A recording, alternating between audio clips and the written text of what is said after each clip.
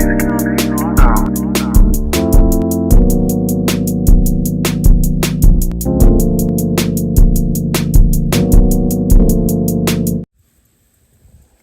take a look at some tools, some new arrivals, guys. Okay, I'll start over here with the electronic stuff. This is for my Mac. The M1 Macs only come with 2 USB-C ports. So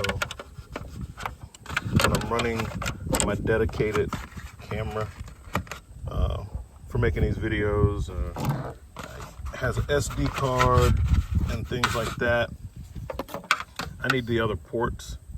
So I got this for so I can expand the ports on my laptop. And you can see it takes the micro SD, the regular SD, a couple of USB ports, and then of course it has the USB-Cs and a HDMI. Okay, this one's made by Ugreen. That's him. So definitely need that because it's a little easier to make the videos when I have the camera attached to my body, but I have to transfer the data from the SD card.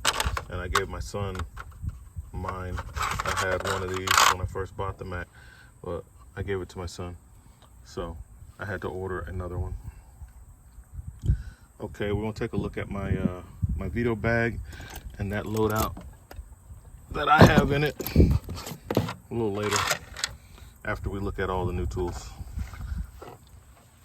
I got the September snap-on flyer the other day.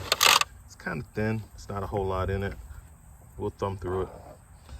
The next thing I got is the Nipex twin grips.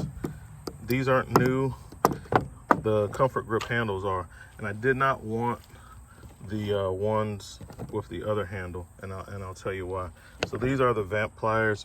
They're like the people who kind of came out with that technology for the screw extractor pliers, and these work a lot of the times, and I like that they're spring loaded, you know, but the problem with these are, and then you can look at the size, they're too small.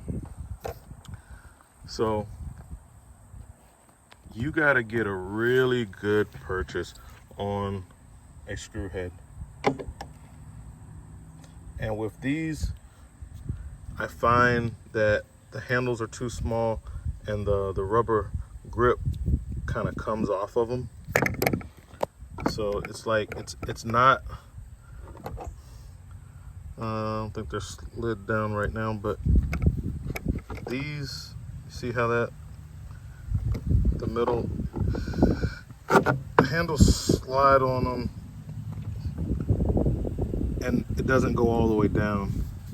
So when you're flexing on them, they're kind of bending on the end, and yeah, these are all the way up. The plier shaft doesn't go all the way through, and it's just kind of flimsy, as you can see. Other than that, they're too small. So even when these would have worked, it takes so much effort to hold the bite on the screw head that you can't get a good bite on it.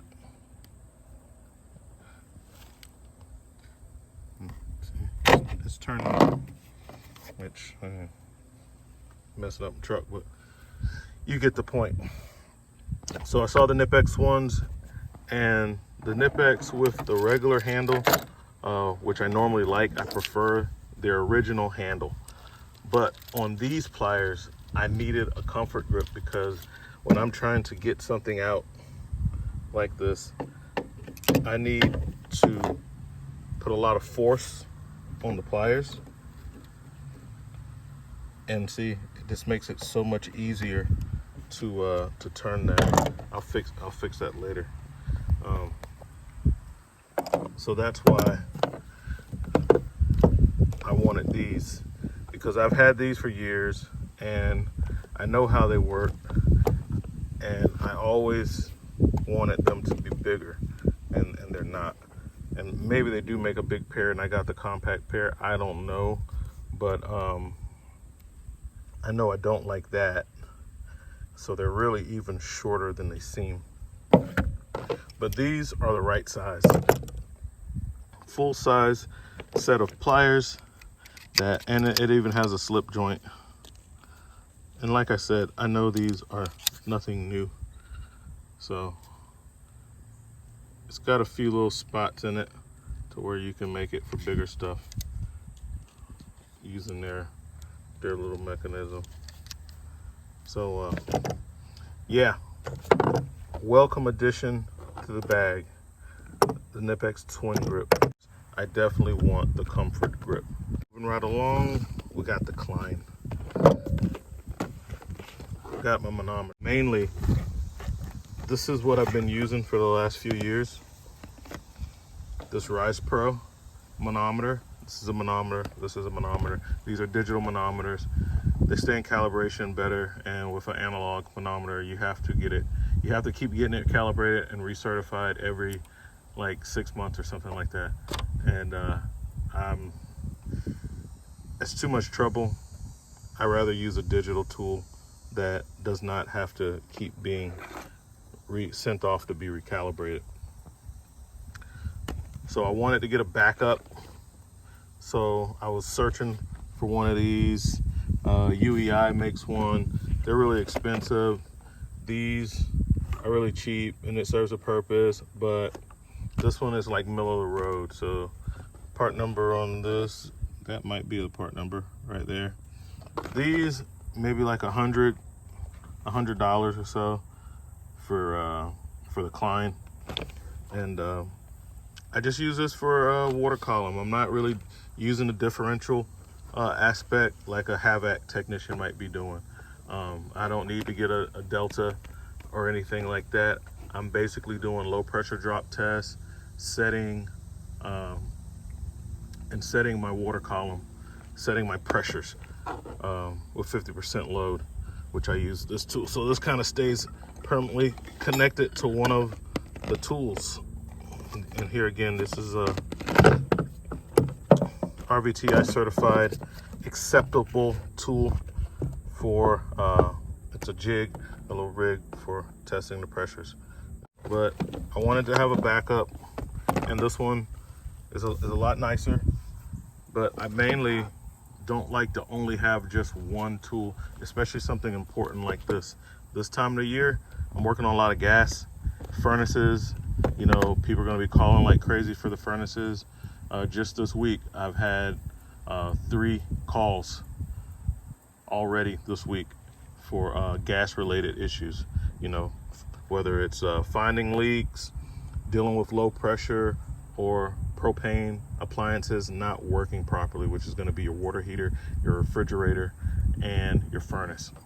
So very important tool. I have many of them, and here it is. Is it a Nipex ratchet? It sure is boxed up like a Nipex ratchet.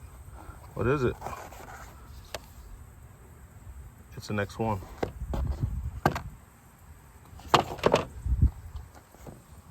The X1 Visa signature. Very important tool, guys. I don't use my debit card ever. I never let anybody give direct access to my bank account. I always use the credit cards, and then I pay them off. So this is my new X1. Just got these. It's a Visa signature, so you know it's a 5-figure card, and I will be adding that to the arsenal. And that's actually for my personal use. I have the business cards, and that one is actually for personal use. But I buy all my tools using the business cards. Unless it's a totally personal tool for me that I'm not going to be using to work on RVs, then I can use one of my personal cards. But that's what I got, guys.